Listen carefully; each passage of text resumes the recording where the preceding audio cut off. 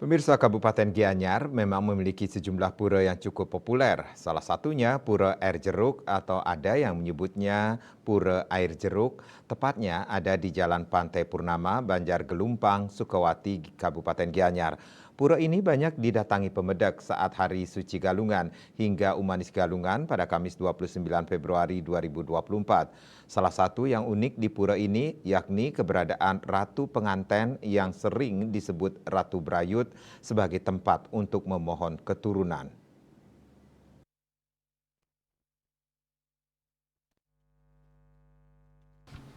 Pura Air Jeruk menjadi tempat persembahyangan bagi seluruh umat Hindu. Pura ini dimpun oleh 13 subak di kawasan Sukawati, Gianyar. Pura Air Jeruk berhubungan dengan perjalanan suci Dangyang Nirarta atau Dangyang Dwijendra. Pura ini sebagai petilasan Sang Maharsi. Pohon kelampuak sejenis pohon jambu hutan tumbuh rindang di bagian halaman utama pura. Pohon tersebut menjadi saksi bisu perjalanan Dangyang Nirarta. Umat meyakini pohon ini adalah tongkat Sang Marsi yang ditancapkan di Pura Air Jeruk. Pemangku gede Pura Air Jeruk Ciro Mangku Ida Bagus Putu Yadnya menjelaskan, saat Hari Raya Galungan dan Kuningan hampir semua umat Sukawati maturan ke pura ini selesai melaksanakan persembahyangan di kerajaan masing-masing. Persembahyangan dilakukan bahkan sampai tengah malam.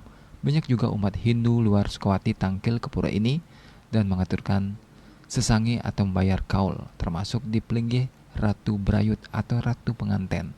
Dikatakannya Pujawali atau Piodalan di Pura Air Jeruk Gianyar ini Hari Buddha Kliwon Pahang. Pada saat Pujawali tersebut banyak umat dari luar wilayah Sukawati juga datang ke Pura Air Jeruk untuk memohon keselamatan.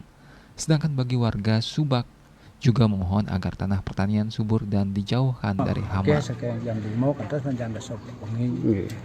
Berarti yang agak sepi dengan galah napi niki. Sehari-hari ini kok tinggal kentan ya kentan matur yang dodoh ngebel lumun. Aku miki kentan.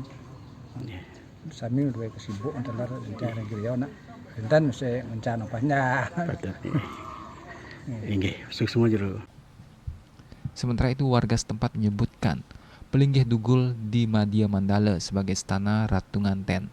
Di tempat ini juga terdapat patung Ratu Brayut, yang mana di tempat tersebut bagi pasangan suami istri dipercaya untuk memohon keturunan atau memohon anak. Mereka yang sulit mendapatkan keturunan dan telah mencoba berbagai cara namun tidak berhasil, maka bisa mencoba untuk memohon anugerah di tempat ini dengan pikiran dan hati suci dan tulus. Switcher Bali TV.